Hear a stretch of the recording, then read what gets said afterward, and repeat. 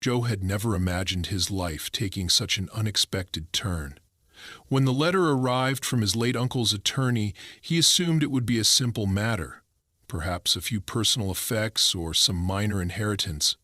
Instead, it turned out to be a 15-acre farm on the outskirts of Willow Creek, a suburban town he had only visited as a child. The property came with a sprawling farmhouse, a red barn that had seen better days, and rolling fields dotted with grazing sheep and a few stubborn cows. The timing couldn't have been better. Joe had grown weary of his high-pressure job in the city, where every day felt like an endless cycle of meetings, deadlines, and cramped subway rides. The idea of starting fresh, away from the suffocating corporate grind, was more appealing than he cared to admit. When Joe finally made the drive out to Willow Creek, he was struck by how peaceful it felt. The winding country roads, the crisp air, and the sound of birdsong were a far cry from the constant honking and chatter of the city. As he approached the farm, nostalgia washed over him. He could remember running through these fields as a boy during summer visits to Uncle Hank. Back then, the farm had seemed like a magical place, full of adventure and wonder. He parked his car in the gravel driveway and stepped out, taking a deep breath of fresh air. The farmhouse loomed before him, its white paint peeling slightly but still exuding a rustic charm. The barn stood proudly to the side, flanked by an old tractor that looked like it hadn't moved in years. Joe had barely taken in the sight when he heard the crunch of gravel behind him. Turning around, he saw a woman approaching, her high heels clicking against the ground with an authority that was impossible to ignore. She was in her early 50s, impeccably dressed in a tailored blazer and carrying a clipboard. Her sharp eyes locked onto Joe, as though she were sizing him up for a battle he didn't yet know he was a part of. "You must be Joe," she said, her voice clipped and professional. "I'm Jennifer Matthews, the president of the Willow Creek Homeowners Association." Joe blinked, caught off guard. "Oh, hi, nice to meet you. I wasn't aware this farm was part of an homeowner association." Jennifer's smile was as thin as her patience. "Oh, it most certainly is. Your uncle's property falls within the boundaries of our development, and as such, it is subject to homeowner association rules and dues. I've been meaning to speak to your family about it for years, but, well..." She glanced pointedly at the farmhouse. "Your uncle wasn't exactly cooperative." Joe frowned, the words not quite making sense. "I see. Well, I only just inherited the place, so I'm not entirely familiar with its history." "No matter," Jennifer said briskly, flipping through her clipboard. "I've taken the liberty of preparing an itemized list of outstanding dues and fines accrued over the past 7 years. Unfortunately, your uncle failed to comply with several of our regulations, and as the new owner, these obligations now fall to you." She handed Joe a sheet of paper filled with rows of numbers and legal jargon. At the bottom was a total that made his stomach drop. $24,765. "What?" Joe sputtered. "There must be some mistake. My uncle didn't even live under homeowner association rules, did he?" Jennifer's smile tightened further. "The documents are quite clear. The farm is within our jurisdiction. Your uncle was notified repeatedly about his violations. Non-standard fencing, unauthorized livestock, and a barn that exceeds height restrictions, just to name a few. As the new owner, it is now your responsibility to bring the property into compliance and settle the outstanding balance." Joe stared at her, incredulous. "This is ridiculous. None of this makes sense. I'm going to need to see those documents." "I'll have copies sent to you," Jennifer replied smoothly. "But I should warn you, failure to address these issues promptly will result in additional penalties, including liens on the property." Before Joe could respond, Jennifer turned on her heel and strode back to her sleek black SUV, leaving him standing in the driveway with the paper in his hand and a storm of questions in his mind. As she drove away, Joe felt a wave of frustration rising in his chest. He had inherited this farm, not a financial nightmare. What kind of homeowner association tried to claim jurisdiction over a farm of all things? The whole situation smelled fishy, and he wasn't about to roll over and accept it without a fight. Over the next few hours, Joe rummaged through every drawer, box, and filing cabinet in the farmhouse, searching for any paperwork his uncle might have kept regarding the homeowner association. He found tax records, deeds, and even a handwritten note from his uncle about repairing the barn roof, but nothing that mentioned homeowner association membership. His frustration grew as the sun began to set. Finally, he sat down at the kitchen table with his laptop, determined to do some research. A quick search online revealed dozens of stories about overzealous homeowner associations, many of which involved questionable tactics to expand their control over properties. Joe couldn't shake the feeling that Jennifer's claims were part of a larger scheme. Just as he was about to call it a night, his phone buzzed with a text message from a number he didn't recognize. The message read, "Welcome to the neighborhood. This is Jennifer Matthews. Just a friendly reminder to review the homeowner association regulations I mentioned earlier. We're counting on you to maintain the standards of our community." Joe stared at the screen, a mix of anger and disbelief swirling in his chest. The audacity of this woman was staggering. She didn't see him as a new neighbor. She saw him as a target. He set his phone down and leaned back in his chair, his mind racing. One thing was clear. If Jennifer Matthews thought he was going to pay a dime without a fight, she was sorely mistaken. Tomorrow, he would begin uncovering the truth about this so-called homeowner association and its president. If Jennifer wanted a battle, she was about to get one. Joe awoke the next morning to the sound of birds chirping outside his window, but the tranquil setting did little to ease the storm brewing in his mind. The events of the previous day replayed like a bad dream. Jennifer Matthews, her clipboard of fines, and her unshakable confidence that he would simply pay up without question. But Joe wasn't the type to back down from a challenge, especially one that felt so blatantly unjust. Over a quick breakfast of toast and coffee, he mapped out his plan for the day. First, he would visit the town hall to see if there were any public records confirming Jennifer's claims. If the farm truly was under homeowner association jurisdiction, there would be legal documents proving it. If not, he'd have the ammunition he needed to start pushing back. Armed with a folder of documents he'd unearthed from his uncle's office the night before, including the deed to the property, Joe drove into town. The Willow Creek Town Hall was a modest building with whitewashed walls and a small bell tower that chimed the hour. Inside, the air smelled faintly of old books and coffee, and the receptionist greeted him with a polite, if somewhat disinterested, smile. "I'm looking for property records for my uncle's farm," Joe explained after a brief introduction.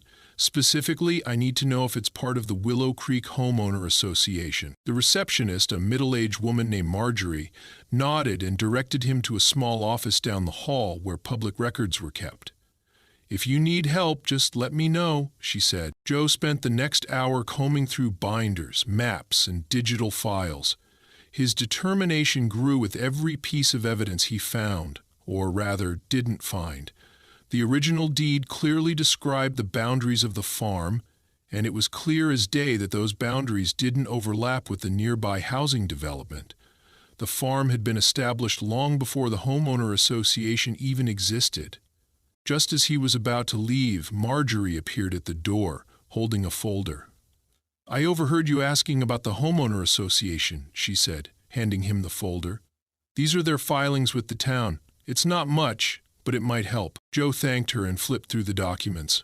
Most of it was standard homeowner association bureaucracy, meeting minutes, bylaws, and a few property maps. But one map, dated 5 years earlier, caught his eye. It showed the farm's property line drawn just inside the homeowner association's boundary. Joe frowned. This map contradicted the older official map he'd found earlier. Something wasn't adding up. His next stop was the local library, where he hoped to dig deeper into the town's history. He remembered his uncle mentioning once that the farm had always been independent, even as the surrounding land was developed. If the homeowner association had somehow claimed the farm, it must have been through underhanded means. The library was quiet and filled with the soft hum of fluorescent lights. Joe found the local history section and started skimming through old newspapers and town records. After an hour of searching, he stumbled upon a series of articles from 7 years ago about the formation of the Willow Creek Homeowner Association. One headline stood out: New homeowner association sparks controversy over property lines. The article detailed how several property owners had contested the homeowner association's attempts to expand its jurisdiction. Most of the disputes had been settled quietly, but a few had escalated to legal battles. One property owner even accused the homeowner association of falsifying documents to include land that wasn't theirs. Joe felt a surge of hope. If the homeowner association had a history of this behavior, it was possible his uncle's farm had been targeted in a similar way. He snapped a picture of the article with his phone and made a mental note to dig deeper into the cases mentioned. On his way back to the farm, Joe stopped by a local diner for lunch. While he waited for his burger and fries, he struck up a conversation with the waitress, a friendly woman named Beth, who seemed to know everyone in town. "You're Hank's nephew, right?" she asked when he mentioned the farm. "I remember your uncle. He wasn't a fan of the homeowner association." Joe nodded. "That's putting it lightly. Do you know anything about how the homeowner association operates? I'm trying to figure out why they think the farm belongs to them." Beth leaned in conspiratorially. "Oh, Jennifer Matthews runs that homeowner association like it's her own little kingdom. She's always looking for ways to get more control. A lot of folks around here don't like her, but they're too scared to say anything." "Why scared?" Joe asked. "She's got connections," Beth said. "Knows the right people in town. And she's not afraid to make life miserable for anyone who crosses her. Just last year, she fined a guy for painting his mailbox the wrong shade of blue. Took him months to fight it." Joe's frustration deepened. It seemed Jennifer was used to getting her way, but he wasn't about to let her bully him into submission. He paid for his meal and headed back to the farm, more determined than ever to uncover the truth. Back home, Joe spread all his findings across the dining table. The original deed, the town records, the suspicious map, and the article about the homeowner association's controversies. He couldn't shake the feeling that Jennifer was playing a long game, hoping to wear him down until he gave in. But Joe wasn't the type to back down from a fight. As the sun set, he sent an email to a local attorney he'd found online, outlining his situation and asking for advice. He also drafted a letter to the homeowner association, requesting a formal explanation of their claims and a copy of any documentation they had proving the farm was under their jurisdiction. By the time he went to bed, Joe felt a mix of exhaustion and resolve. Jennifer Matthews might have built her power on intimidation and deceit, but she'd underestimated one thing. Joe wasn't just fighting for a piece of land. He was fighting for his family's legacy. The next morning, Joe awoke to the sound of a vehicle pulling into his driveway. Glancing out the window, he spotted a white truck emblazoned with the logo of a local landscaping company. 3 men in work uniforms were unloading equipment, including hedge trimmers, shovels, and what looked like a blueprint for landscaping plans. Confused, Joe quickly threw on his boots and hurried outside. "What's going on here?" he asked the nearest worker, a burly man with a thick beard. The man looked up from his clipboard. "We're here on behalf of the homeowner association. Got orders to trim the hedges, clear out the barnyard, and remove unauthorized structures." "You're the owner?" Joe felt his chest tighten with anger. "Yes, I'm the owner. And you're not touching a thing until I speak to whoever sent you." The man shrugged and gestured toward the truck. "You'll want to take it up with the homeowner association president. We're just following orders." Joe's pulse quickened. Jennifer. Of course, this was her doing. Without wasting another second, he dialed the number she had so conveniently texted him the day before. "Good morning, Joe," Jennifer answered, her voice sickly sweet.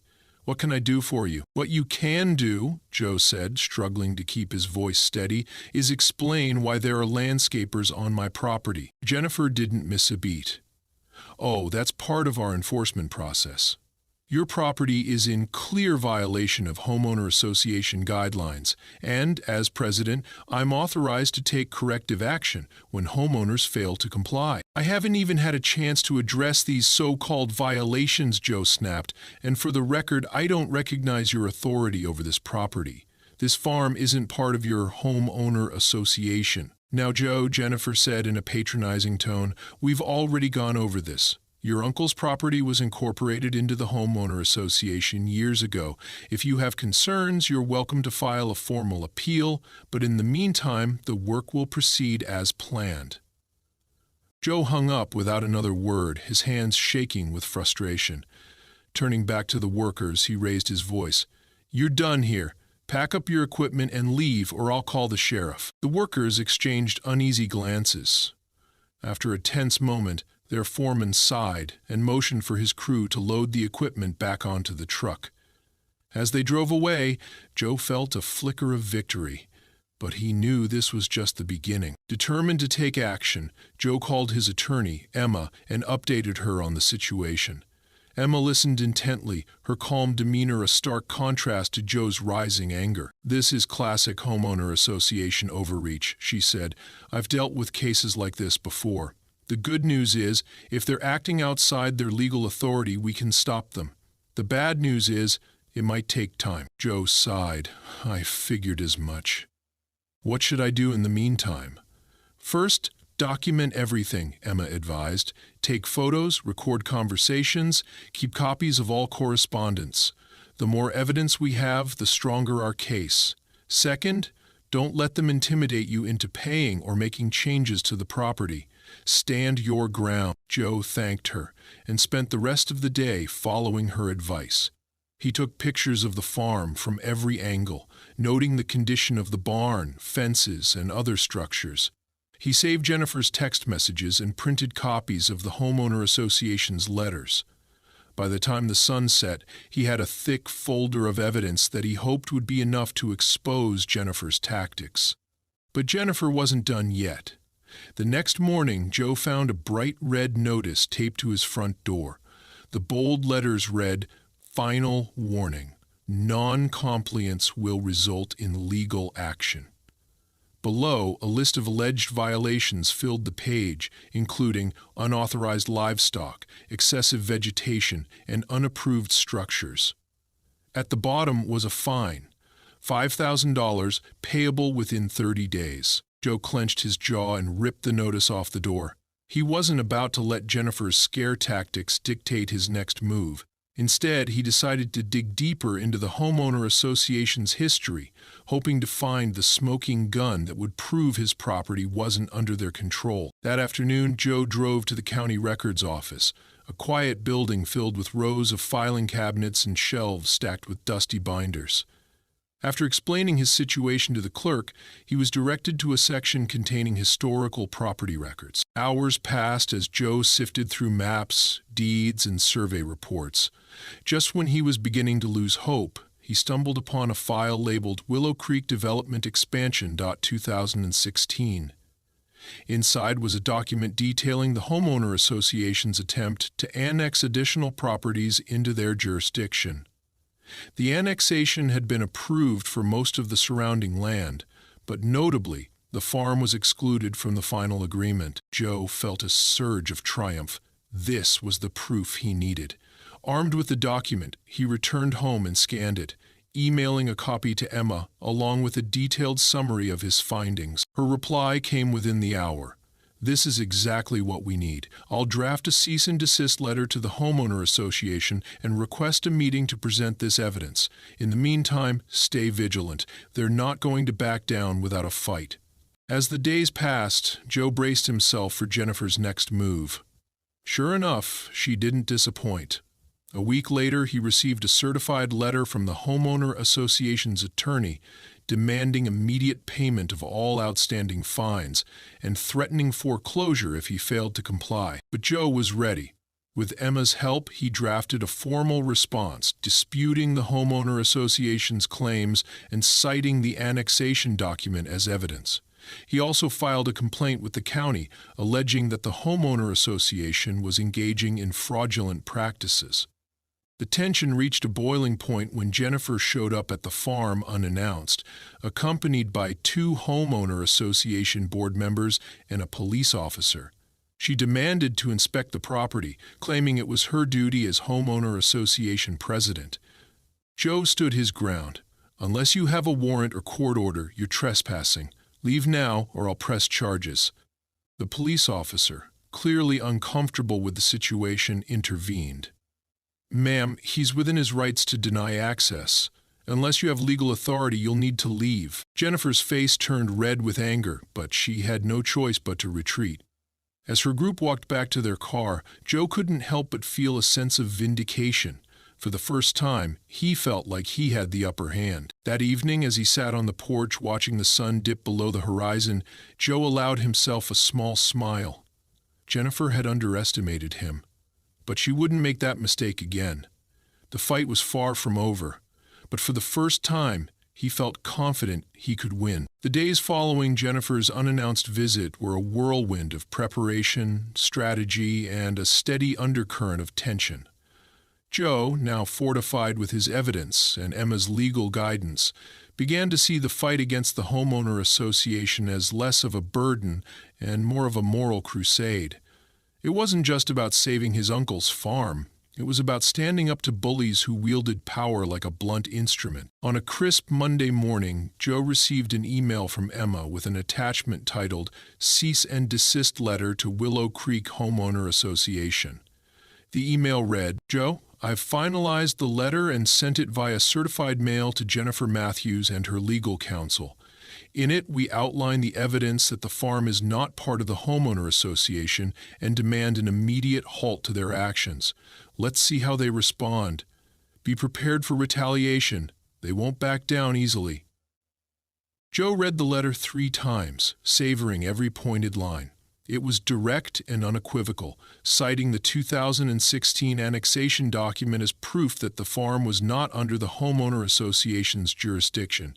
It also warned Jennifer and her board that any further harassment would result in legal action, including potential claims for damages. For the first time in weeks, Joe felt a flicker of hope that this nightmare might finally come to an end. But Jennifer, true to form, wasn't one to go quietly. 3 days later, Joe woke up to the sound of hammering outside. Throwing on a jacket, he rushed to the front porch and was greeted by the sight of 3 men erecting a large wooden sign at the edge of his property. The bold letters read, "Non-complement property, subject to enforcement." "What the hell is this?" Joe demanded, marching toward the workers. One of them, a wiry man in a neon vest, looked up briefly. "Homeowner association orders," he said before returning to his work. Joe's blood boiled. "This is private property. You have no right to be here. Take it down now." Before the man could respond, a familiar voice called out from behind him. "Good morning, Joe." Joe turned to see Jennifer stepping out of her car, clipboard in hand and an infuriatingly smug smile on her face. She was dressed in her usual sharp blazer, as if she were heading to a corporate board meeting rather than trespassing on someone's land. "I see you've received our notice," she said, gesturing toward the sign. "This is standard procedure for non-compliant properties. It's meant to inform the community of ongoing violations." "This is harassment," Joe shot back. "Your cease and desist letter should have made it clear that you have no authority here." Jennifer's smile faltered slightly, but she recovered quickly. "We disagree with your interpretation of the documents, Joe. Until this matter is resolved, the homeowner association will continue to enforce its regulations." Joe took a step closer, his voice low and firm. "You're trespassing. If that sign isn't gone by the end of the day, I'll file charges." Jennifer's eyes narrowed, and for a moment Joe thought she might argue, but instead she nodded curtly to the workers. "Pack it up," she said. "For now." The men began dismantling the sign as Jennifer returned to her car. "You're making this harder than it needs to be," she said before driving off. "We'll be in touch." As the dust settled, Joe felt a wave of both anger and exhaustion.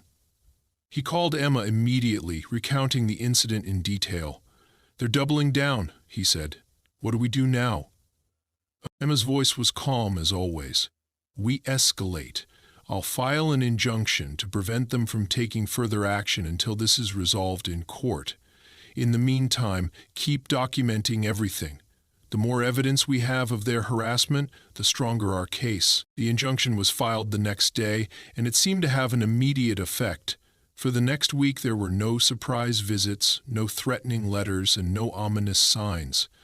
Joe allowed himself to breathe, using the time to focus on the farm, He repaired the barn's leaky roof, cleared overgrown brush, and even started sketching plans for a small vegetable garden. But the calm didn't last.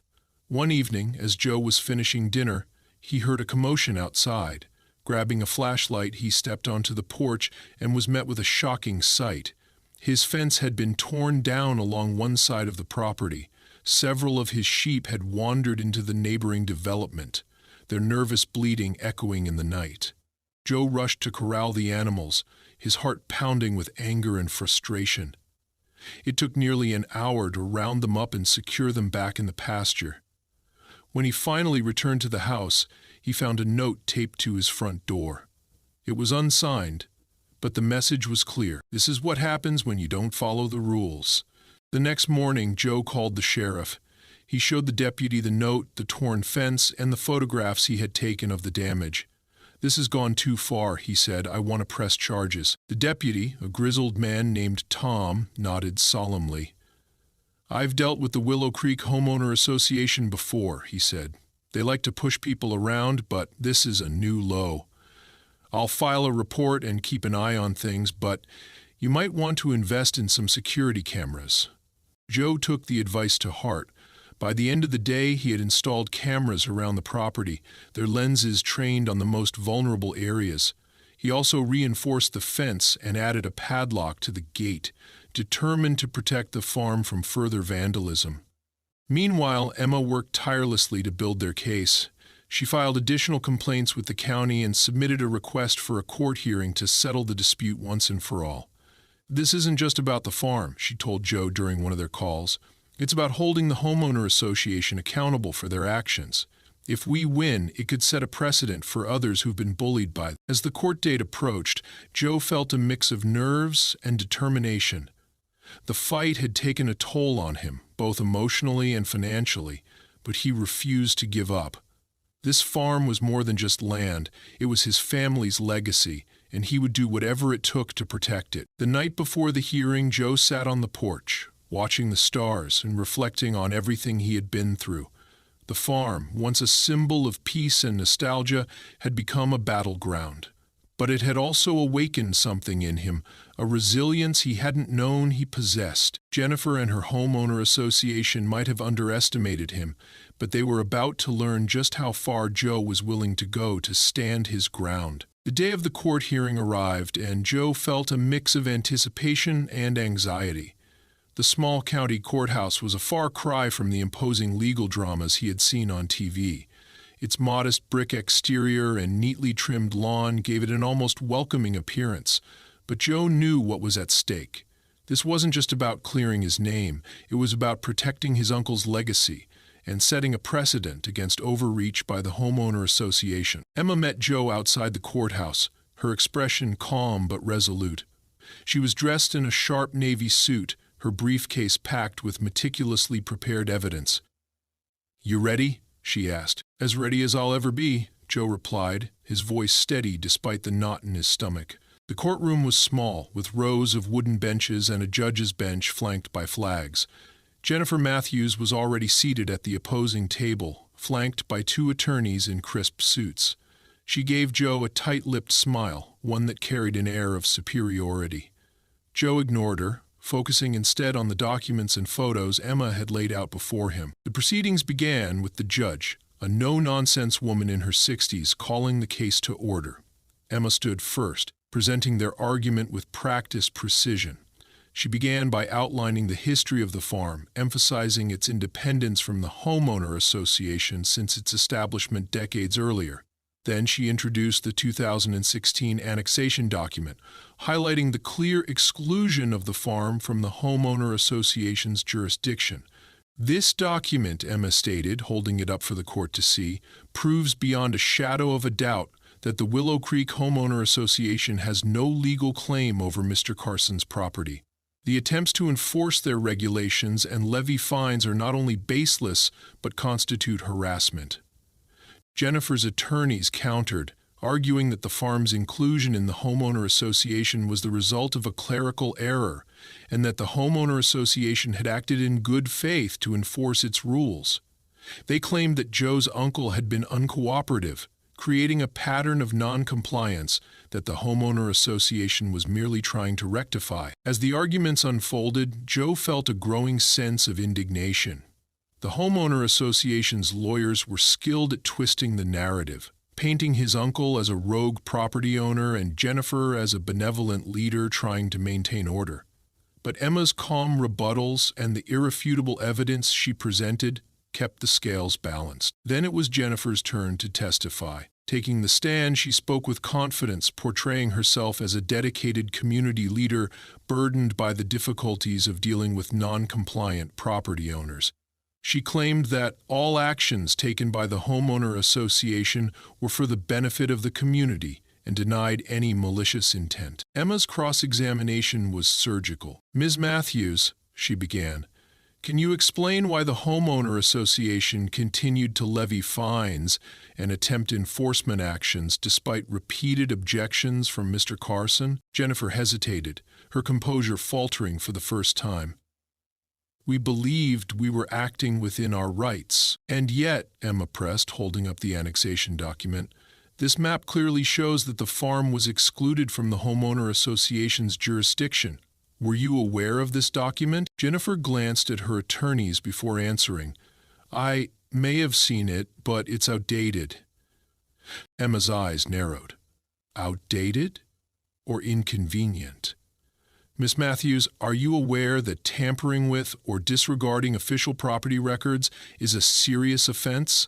Jennifer's face reddened, but she said nothing. Emma continued to dismantle Jennifer's credibility, introducing testimony from a former homeowner association board member who admitted that Jennifer had deliberately expanded the homeowner association's boundaries without proper authorization.